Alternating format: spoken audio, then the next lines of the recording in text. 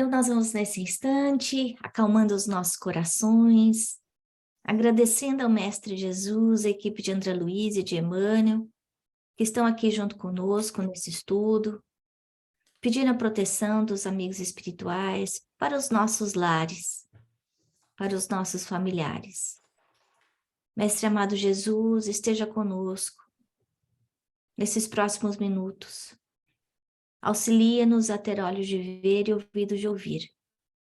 Auxilia-nos a conseguir aprender tudo que é possível junto com André Luiz, nesse capítulo tão importante para todos nós. Graças a Deus. Boa noite a todos. Hoje o capítulo que a gente vai falar é o número 12, intitulado Umbral. Eu sei que muitos de nós têm curiosidade de entender o que é o umbral, né? Então, eu acho que esse capítulo do nosso lar é um capítulo ótimo para dar uma visão para a gente e tirar um pouco do misticismo do umbral. Porque aí a gente entende que o umbral começa aqui na crosta e que, na verdade, muitos de nós já participou, ou eu diria que todos nós já passamos pelo umbral em algum momento, né? Talvez na última encarnação ou nas anteriores, mas quando a gente lê a descrição do umbral, a gente entende que todos nós chegamos muitas vezes lá do outro lado com ainda uma dívida, porque a gente não conseguiu fazer tudo que a gente tinha que fazer aqui na Terra. E aí a gente acaba passando um tempinho no umbral. Mas existem umbrais, eu diria assim, né? Não é só um. E aí o Lísias explica que ele começa na crosta terrestre, que é uma zona obscura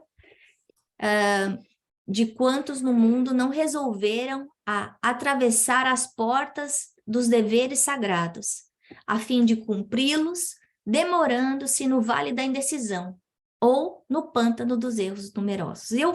Eu sublinhei algumas das frases aqui que eu achei importante. Primeiro, quantos de nós ainda no mundo não passamos por essa porta? E a gente vai falar um pouco dessa porta, essa porta que Jesus também fala dessa porta, né?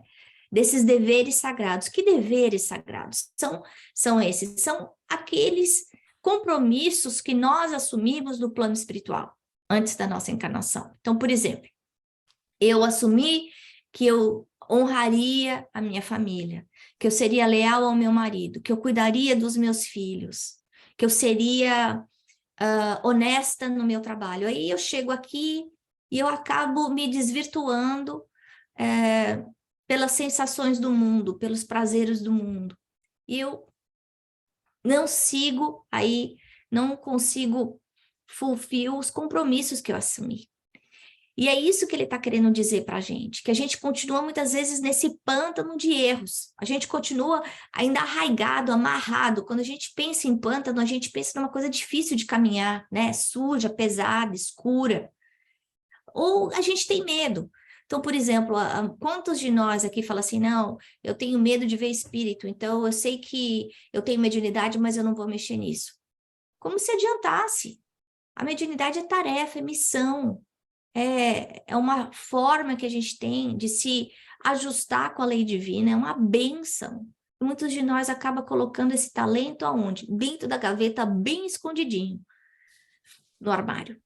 E aí chega do outro lado e percebe, perdi tempo. Eu não cumpri os compromissos que eu tinha.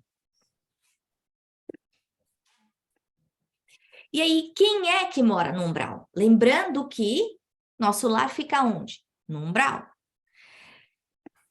Todos aqueles que não atravessaram as portas dos deveres do mundo.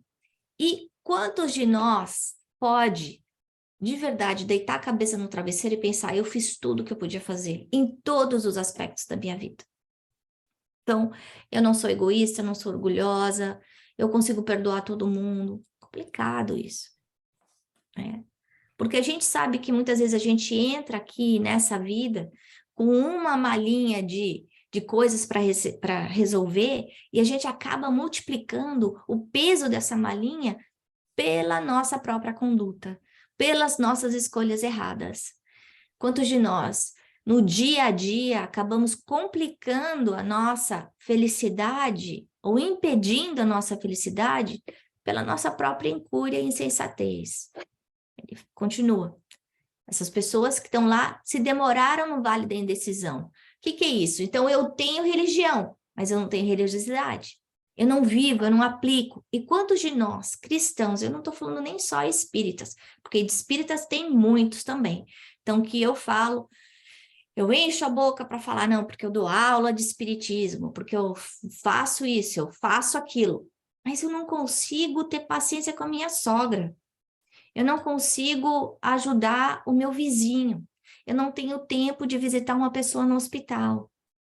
Então, eu estou vivendo essa religião? Eu tenho essa religiosidade dentro de mim? Ou eu só religioso de carteirinha? E pode ser cristão, pode ser outra religião, pode ser islamismo, pode ser judaísmo, não importa. O ponto é a gente aplicar as ferramentas no nosso dia a dia para que a gente se torne uma pessoa melhor, para nós e para os outros, né? Aí ele continua, perdem-se no pântano dos erros. Então, eu tenho uma discussão com meu marido em casa. Em vez de demorar 5 minutos e resolver, eu resolvo levar essa briga por 5 horas, às vezes 5 dias, às vezes 5 semanas. E aí eu nem lembro mais por que eu estou brigando.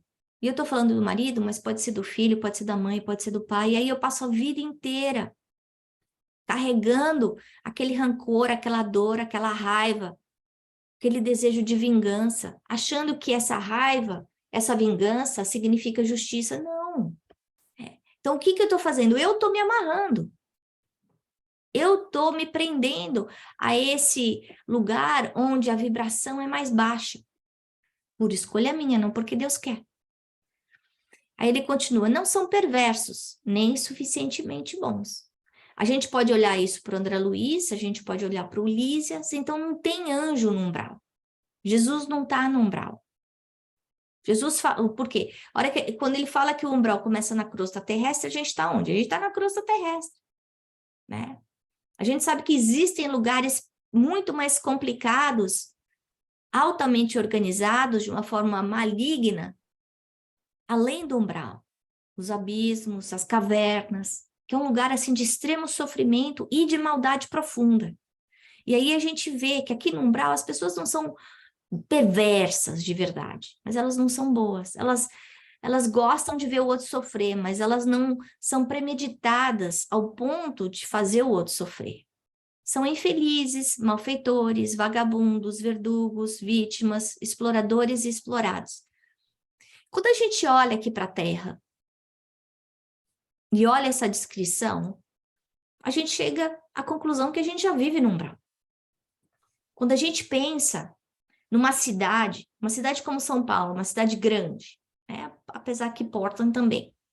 A gente sabe que existem áreas onde os jardins são limpos, as flores estão bem cortadas, as casas são bonitas, as ruas são perfumadas e limpas. Existem áreas da cidade que são perigosas, que a gente tem medo de andar de dia, muito menos à noite, muito mais à noite. Então, quando a gente pensa no umbral, a gente pode pensar nessa grande região, como se fosse uma grande cidade, onde existe mudanças vibratórias dependendo de onde você está. Ou melhor, não dependendo de onde você está, porque o umbral não é geográfico. O umbral é por sintonia vibratória. Então, é dependendo da forma como você pensa. Por quê? Porque eu, como encarnada, as minhas mãos são o meu instrumento de trabalho, para a maior parte de nós, certo? Para o espírito, ele constrói não é com a mão, ele não carrega pedra para construir um prédio. Ele constrói com o pensamento. O pensamento manipula o fluido cósmico, e esse fluido cósmico é essa matéria básica que constrói tudo, desde as partes mais feias do umbral até os edifícios mais lindos que existem nos mundos perfeitos. É a mesma matéria. Por isso chama fluido cósmico universal. Quando a gente fala fluido cósmico universal, parece redundante. Fluido cósmico porque está no cosmos, né? Porque está em todos os universos. A mente da gente, e a mente não é o cérebro, e a gente estuda isso com o André Luiz muito claramente. A mente está no espírito. Toda a parte de conteúdo, de conhecimento, de vícios, de qualidade, está tudo no espírito, né? Por quê? Porque o espírito é eterno. O resto tudo passa, mesmo o perispírito. A gente sabe que o perispírito também morre quando a gente muda de planeta, né? A gente precisa de um perispírito diferente. A mente da gente funciona como um gerador e um receptor. O tempo inteiro eu estou criando coisa e eu estou recebendo informação. Eu estou criando e estou recebendo. Ela é como se a gente tivesse uma... E ele explica isso. Conexão por fios invisíveis. Quando eu estava lendo isso, eu fiquei pensando em hashtag. Por exemplo, se você colocar a hashtag estou com fome, vai começar a aparecer no seu feed um monte de coisa eu estou com fome. Se eu colocar hashtag fazer ginástica, vai aparecer um monte de coisa falando a respeito de ginástica. Se eu colocar hashtag carro, a mesma coisa. É isso. Eu me conecto imediatamente com todas aquelas pessoas que eu conheço e que eu não conheço. Que estão nos Estados Unidos ou que estão em outras partes do planeta. Pode estar na Conchichina. Mas se usar aquele hashtag, eu vou estar conectada com ela. É exatamente isso que está acontecendo com a sintonia e pensamento. A gente sempre fala da sintonia como uma estação de rádio. Mas a estação de rádio muitas vezes é local, a não ser que seja um rádio satélite, né? Eu acho que essa analogia mais moderna da hashtag funciona muito mais para aquelas pessoas que estão acostumadas a trabalhar com o Instagram. Outra coisa, o pensamento vem dos desencarnados e eles manipulam esse fluido cósmico. Os encarnados criam, através do seu pensamento, as formas pensamento. Então, quando a gente vê as partes bonitas do umbral, ou a gente vê as partes feias do umbral também, pensando que o umbral tanto pode ser o nosso lar, quanto pode ser o umbral onde o André Luiz esteve, elas foram criadas por quem? Por Deus? Não. Foram criadas pelos seus próprios habitantes. Isso é muito importante a gente entender. Que a gente sempre vai viver no ambiente, na qualidade da sintonia que a gente tem. Se eu quero ter uma família que vive em paz, que vive em amor, o pensamento, a qualidade de pensamento que eu preciso ter é qual? De paz e amor. E se eu quero viver numa sintonia de paz e amor, mas eu brigo, eu acho problema o tempo inteiro, eu não vou conseguir atingir os meus objetivos. Então, eu quero ter paz no meu casamento, mas eu não paro de pegar no pé do meu marido ou da minha esposa. Eu quero que meu filho goste de mim, que a minha nora goste de mim, mas eu implico com tudo, eu só vejo defeito. Eu estou criando uma vida através do meu pensamento. Veja que o pensamento não precisa nem falar. O pensamento já vai criar aquele ambiente hostil ou aquele ambiente agradável. E essa sintonia, como eu te falei, como eu comentei do hashtag, ela vai funcionar nos dois planos vibratórios, para as pessoas que estão encarnadas e para os desencarnados. Isso, Allan Kardec fala muito bem, dizendo que a influência dos espíritos na nossa vida é muito maior do que a gente pode imaginar.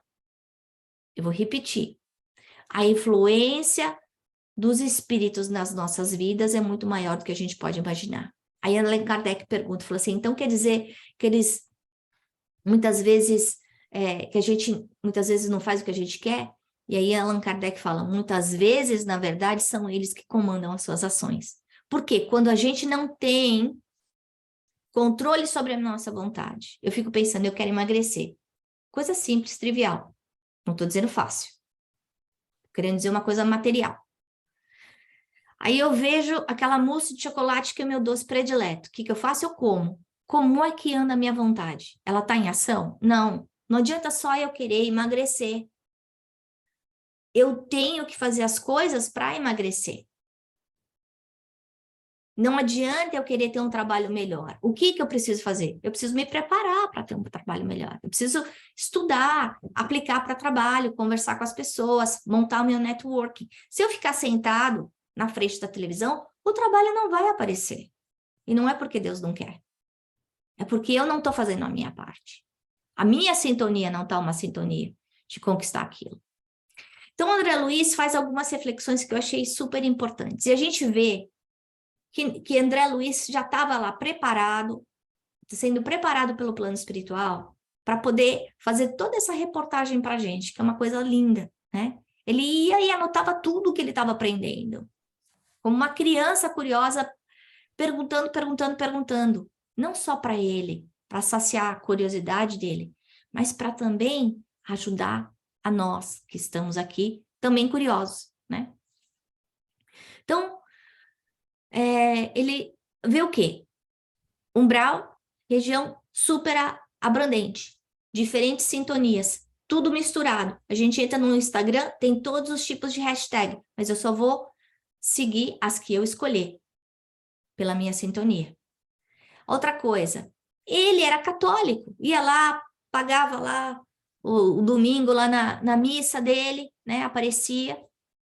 E adiantou? Não, não adiantou. Adianta ser espírita de carteirinha? Não, não adianta ser espírita de carteirinha.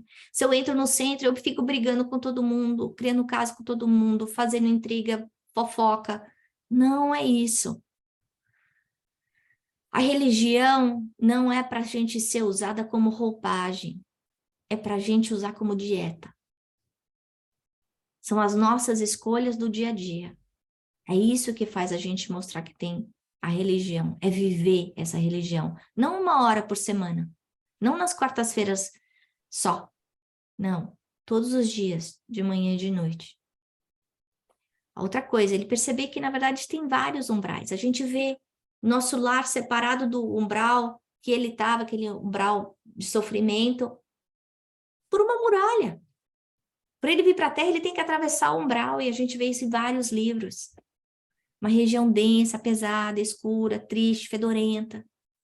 Completamente diferente do nosso lar. Como pode? Sintonia mental. Porque no nosso lar, as pessoas, elas são ensinadas, estimuladas a pensar o bem. Ensinadas, estimuladas a não ficar reclamando. Ensinadas, estimuladas a trabalhar. Gente, trabalha a lei da vida, trabalha a lei do amor. Essa ideia que a gente morre e vira fantasma e vai para a nuvem, fica sentadinho, a gente não aguentou nem 2 anos de pandemia. Já imaginou se a gente tiver que ficar sentadinho escutando harpa tocar pela eternidade? Ninguém ia aguentar. Então não é isso que acontece. Quando a gente morre, a gente continua sendo o que a gente é. Eu, 5 minutos antes de morrer, sou a mesma pessoa de 5 minutos depois de morrer. Se eu sou ambiciosa, se eu sou egoísta, se eu sou prepotente, se eu tenho raiva dos outros, se eu sou manipuladora, eu vou continuar sendo aquela pessoa. Agora, tendo essas características, tendo essa sintonia, para onde eu vou? Aí vocês podem me perguntar, mas Ana, e se eu tiver um vício? E se eu fumar muito? Se eu beber muito? Eu vou continuar tendo os mesmos desejos. Só que como espírito, eu não consigo pegar um cigarro. Como espírito, eu não consigo pegar uma cerveja. Então, eu vou ficar perto, no hashtag, daquelas pessoas que têm aquele comportamento, aquela sintonia. Então, quando a gente vê uma pessoa bebendo, ela não está sozinha. Quando a gente vê uma pessoa fumando, ela não está sozinha. Quando a gente vê uma pessoa se drogando, ela não está sozinha. É importante a gente ter essa consciência. Outra coisa importante é que ele fala que são as pessoas, aqui no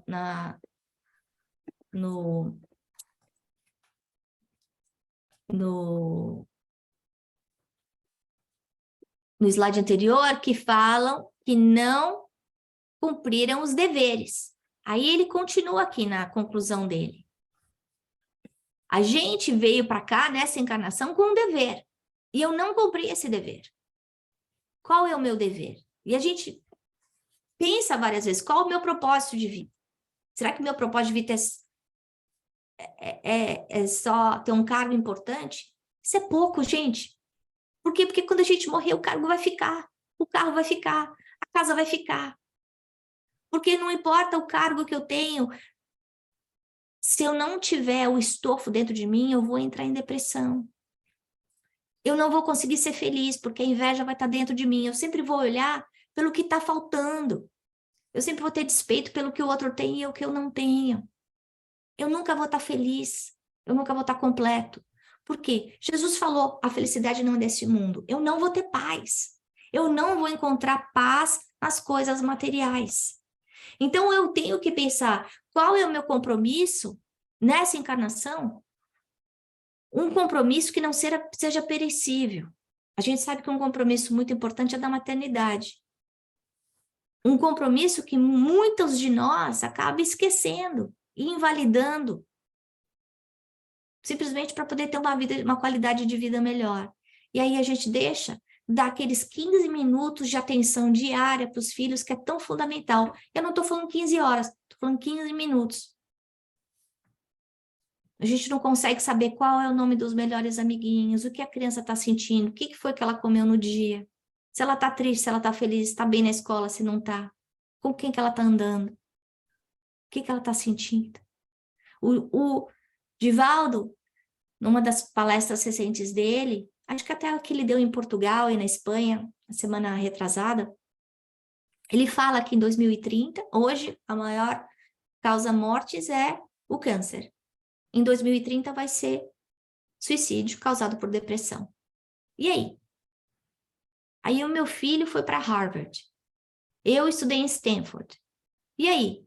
Eu tenho isso é antídoto para não ter suicídio? Não, não é. Meu marido é CEO de uma empresa. Isso é antídoto para não cometer suicídio? Não, não é. A gente sabe que o que faz a pessoa ter essa solidez interior, essa capacidade de administrar as mudanças da vida, as variáveis, as curveballs que todos nós recebemos na vida, seja o quê? Curveball do quê? De revés de dinheiro, de revés de saúde, de perda de entes queridos, de divórcio, de morte de filho, de morte de pai, de irmão. Coisas que balançam a estrutura da gente de uma forma que é difícil de explicar. Só sabe quem passou. Como é que a gente segura com isso? Não é com título acadêmico, nem com salário alto. E eu não estou pregando que a gente só tem que rezar, não é isso que eu estou falando. O que ele está querendo dizer só é a gente não esquecer os nossos deveres espirituais como espíritos eternos, que muitas vezes a gente esquece. A gente tem que viver a César e a gente tem que viver a Deus. Dai a César o que é de César e a Deus o que é de Deus. Eu tenho que conseguir botar meus filhos numa escola boa, eu tenho que dar comida, tenho que vestir, tenho que ter uma casa, eu tenho que ter um mínimo para conseguir ter paz. Senão eu não vou conseguir fazer as outras coisas. É Maslow. Agora, eu não posso focar minha vida só no terra-terra, no agora, e esquecer quais são os tesouros da vida eterna. Aí o Ulisses continua explicando. Nem o ódio é justiça, nem a paixão é o amor. E quantos de nós confunde isso, né? Eu tô com tanto ódio daquela pessoa que matou meu filho, que eu quero justiça, vai pra cadeia, vai morrer na cadeia podre. Gente, isso não é justiça, isso é ódio. Ou eu fico esperando que o meu relacionamento seja aquele fogo do Vinícius de Moraes. A vida inteira não vai ser, porque amor não é paixão. E aí ele continua, tudo que excede sem aproveitamento prejudica a economia da vida. A economia da vida. Ele está falando a importância do equilíbrio em tudo que a gente faz. É o que entra pela boca, é o que sai pela boca. Dever cumprido é a porta ao continente sagrado da união com o Senhor. É a paz de espírito. A paz de espírito é o que vai dar para a gente a sintonia vibratória alta. É botar a cabeça no travesseiro e saber, eu fiz. Fiz tudo o que eu podia ter feito. Eu achei interessante ele colocar o umbral, né? E eu entrei Umbral é porta, né? É a ombreira da porta. E eu olhei isso no dicionário. Então, quando a gente fica pensando no umbral, é exatamente essa entrada, né? Como se se eu chegasse ali de uma forma alegórica, né? No portão de São Pedro. E aí, eu consigo entrar? Gente, isso é uma alegoria. Não é assim que funciona, não tem portão de São Pedro, tá? Mas, e aí? Qual é a porta estreita na minha vida? Porque a gente passa aqui as dores que a gente tem, a vida que a gente tem. Aí é exatamente essa porta estreita. A porta estreita que Jesus falou são os reveses, são as dores, são as decepções, é a solidão, as doenças, as perdas morais, as perdas físicas, as perdas financeiras. Essa é a porta estreita. E aí eu consigo passar por essa porta estreita sem ficar amargo, sem ficar duro, deixando que essa porta estreita trabalhe dentro de mim aqueles sentimentos mais brutos que eu tenho e me transforme em uma pessoa melhor, né? Tem aquele exemplo bacana, né, de você pegar 3 coisas diferentes e colocar na água quente, vai ter um resultado completamente diferente. Se eu colocar uma cenoura crua, dura, na água quente, ela vai ficar mole. Se eu colocar um ovo mole na água quente, ele vai ficar duro. Se eu colocar uma pedra na água quente, ela vai sair pedra. E aí? Eu sou o quê? Eu sou cenoura? Eu sou ovo? Ou eu sou pedra? Quando eu passo pela minha dor, como é que eu saio dessa dor? Porque a dor serve para fazer o quê? A gente aumentar a nossa empatia, a nossa capacidade de compaixão, de fraternidade, de solidariedade. A gente consegue ser muito mais solidário quando a gente entende a dor do outro. Infelizmente, para a gente entender a dor do outro, a gente muitas vezes tem que passar por aquela dor. Porque na hora que a gente passa pela dor, a gente passa sozinho. A única pessoa que acompanha a gente é a gente mesmo. Claro, tem os anjos da guarda, tem as pessoas, os espíritos encarnados, mas eu não consigo, por mais que eu ame o meu filho, que eu ame o meu marido, eu não consigo passar pela dor do câncer dele. Eu posso fazer tudo, eu posso levar no médico, eu posso pegar o remédio, eu posso dar na boca o remédio, mas eu não consigo passar pela dor dele. E é essa dor, esse instrumento mágico que vai fazer a gente limpar esse fato, essa veste, esse corpo causal que a gente está aí trazendo de tantos milênios e que está impregnado de coisas erradas que a gente fez. Num dos capítulos anteriores, eu não sei se é o capítulo 7, André Luiz fala, a descrição do André no Brown, né? Anos a fio rolou como pluma, albergando o medo, as tristezas, as desilusões. Mas quando mentalizou firmemente a necessidade de receber o auxílio divino, dilatou o padrão vibratório da mente e alcançou a visão e o socorro. A visão e o socorro para ele estava lá o tempo inteiro. Clarencio estava lá o tempo inteiro. Clarencio, que é um dos 72 ministros do nosso lar. Ele é tutelado do Clarencio. A gente pode falar que ele tem um pistolão lá dentro, graças às preces da mãe dele. Mas foi só quando ele fez a prece. A prece que mudou o diapasão da vibração, que ele conseguiu ser ajudado. Porque ele não via, porque era outra sintonia. O umbral funciona, portanto, como região destinada ao esgotamento dos resíduos mentais. Uma espécie de zona purgatorial, onde se queima a prestação, o material deteriorado das ilusões que a criatura adquiriu por atacado, menosprezando o sublime ensejo de uma existência terrena. Quanto mais errado eu pensar, mais difícil vai ser essa transição.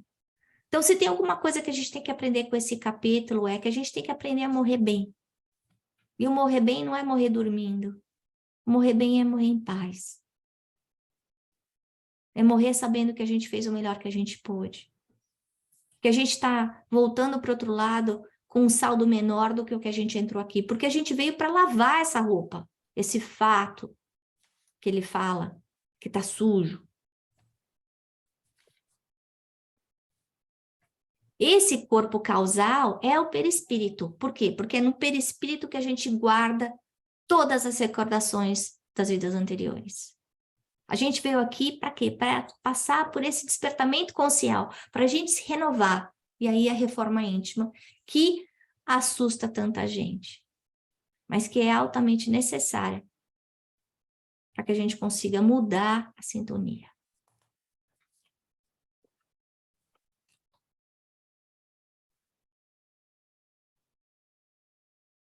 Aí ele fala que ele queria ajudar André Luiz, essas pessoas. Então a gente vê um gesto bacana, né?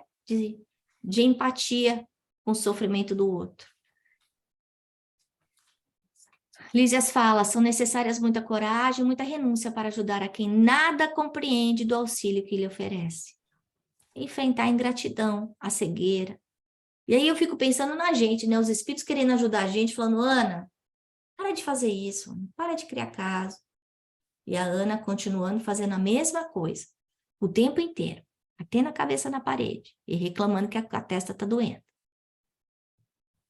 Quando sou eu mesma que não estou entendendo que eu tenho que passar pela porta, porque pela parede não vai dar. E nós, aqui, nesse umbral encarnado, entre aspas, ou naquele umbral, continuamos fazendo a mesma coisa.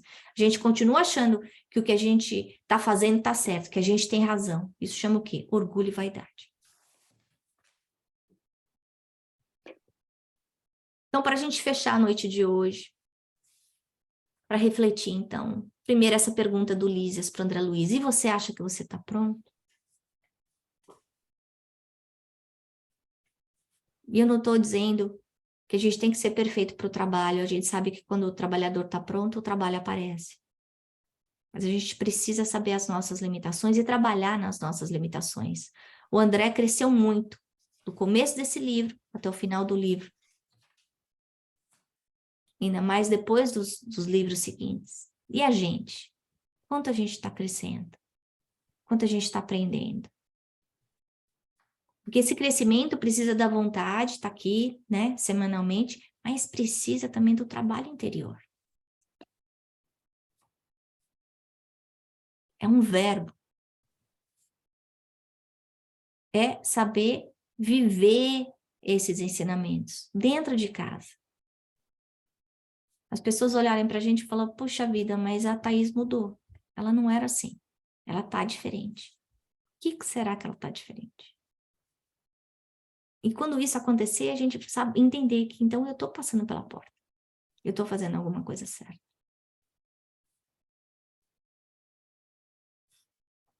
Bom, era isso que eu tinha para falar para vocês hoje. Vou deixar um minutinho de pergunta e aí eu tenho que sair correndo. Desculpa. Alguém quer comentar alguma coisa? Eu também sugiro para quem quiser fazer comentário, colocar no nosso grupo do WhatsApp, porque aí a reflexão fica em conjunto. Ana, só uma, não sei se é dúvida ou desconhecimento.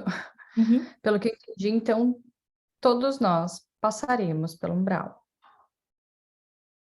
Enquanto a gente não for Como... perfeito, o umbral é essa camada que está mais próxima à Terra. Claro, deve ter espírito tipo o Dr. Bezerra que não precisa, que já tem um saldo tão alto que ele já está vibrando numa sintonia muito mais alta, né? Que não precisa mais. Fazer assim, o... Como é que eu podia fazer essa pergunta?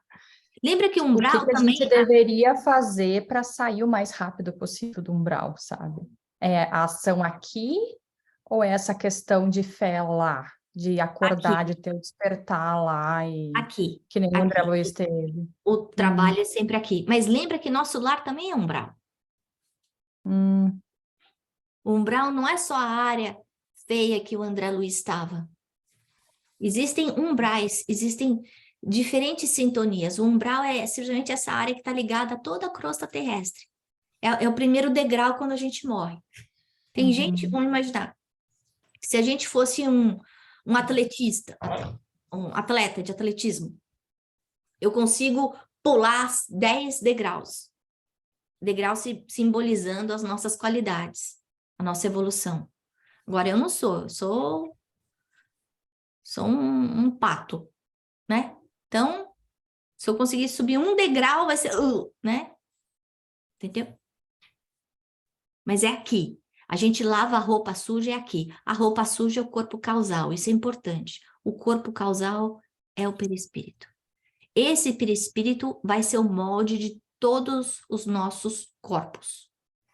Sempre. Dependendo da forma das minhas escolhas, do meu pensamento, eu moldo esse perispírito e ele vai moldar o meu corpo. Se eu abusar, se eu beber demais, se eu fumar demais, se eu falar muito mal dos outros, se eu ficar olhando pornografia, eu estou lesando, de alguma forma, pela minha sintonia, o meu perispírito. Esse molde do corpo.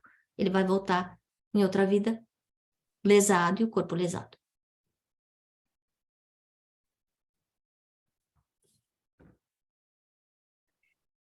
Bom, eu vou pedir para vocês colocarem seus comentários no WhatsApp. Eu sei que esse capítulo é um capítulo muito importante. Por favor, comentem, porque muitas vezes a sua dúvida pode ser a dúvida do outro também, tá bom? Então, essa é a nossa última aula de 2022. A gente vai agradecendo aqui a André Luiz, a equipe de Emmanuel, a equipe de Chico Xavier aqui conosco, que nos abençoou na nossa caminhada.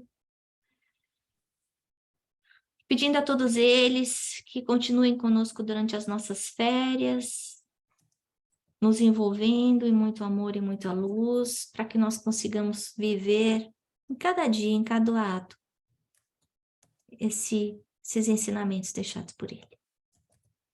Graças a Deus. Um bom Natal para todo mundo.